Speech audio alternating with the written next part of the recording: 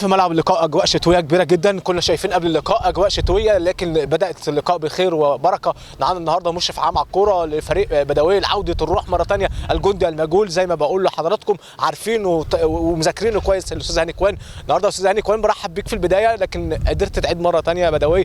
كنت انت مع بدوي في المنافسه، كنت انت مع بدوي ان هي تعود مره ثانيه من اجل جماهير ومن اجل عشاق بلد كبيره زي بدوي، من اجل عودتها للدوري القسم الثاني، لكن قدر الله ما شاء فعل. النهارده في مباراه كبيره جدا، مباراه الازازين وبدوي كانت مباراه صعبه، لكن انت النهارده بتدي الروح للاعيبه، بتدي لهم دفعه، في حافز، في دعم، في كل حاجه بنشوفها النهارده من جانبك لجانب مجلس الاداره.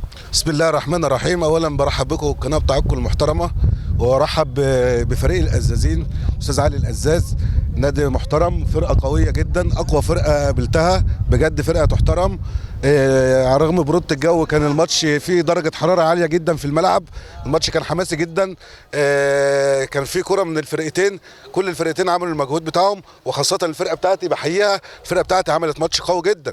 الفرقه بتاعتي كل يوم الريتم بتاعها بيعلى، كل يوم اللي بيحصل انسجام اكتر، وبشكر الكابتن حماده وبشكر الجهاز الفني بتاعه على الاداء اللي هم بيعملوه. والحمد لله احنا ما عندناش ياس يا استاذ احمد، زي ما انت حضرتك شايف احنا بنلعب لاخر نفس. الحمد لله اللياقه بتاعتنا عاليه جدا، الحمد لله بنلعب اداء مشرف. كان مش هعلق على التحكيم، كان في بعض الكومنتات على التحكيم بس انا مش هتكلم عليها، هقول لهم ربنا يوفقكم في الماتشات الجايه. والحمد لله الماتش طلع بنتيجه عادله، يعني انا راضي عن البونت. قربوا كنت بطمع في 3 بونت، بس بقول الحمد لله ربنا كريم بينا دايما، يا رب لك الحمد والشكر.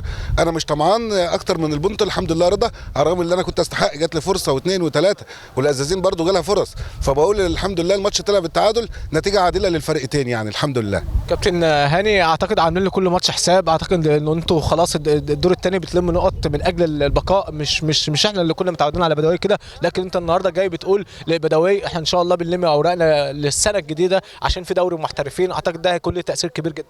والله يا كابتن انت عارف ان احنا دايما الحمد لله احنا فريق كبير، الحمد لله بقى ابطال دوري، الحمد لله حصلنا على مركز ثاني كذا مره، مركز ثالث كذا مره، احنا اسم كبير يعني الحمد لله في المجموعه، وكل الفرق بتعمل لنا حساب. يعني الناس بتيجي تشوف الملعب قبل ما يجوا، والناس بييجوا يعملوا خايفين مننا وعاملين لنا حساب، فلولا التوفيق وعدم التوفيق يعني في الكوره، فالحمد لله على كل شيء. ولحد النهارده انا ماشي كده بنتيجه 65%، دي نتيجه يعني بالنسبه لي الكيرف بتاعي بيعلى، فالحمد لله 4 ماتشات بدون هزيمه، يعتبر انا ماشي كويس خالص.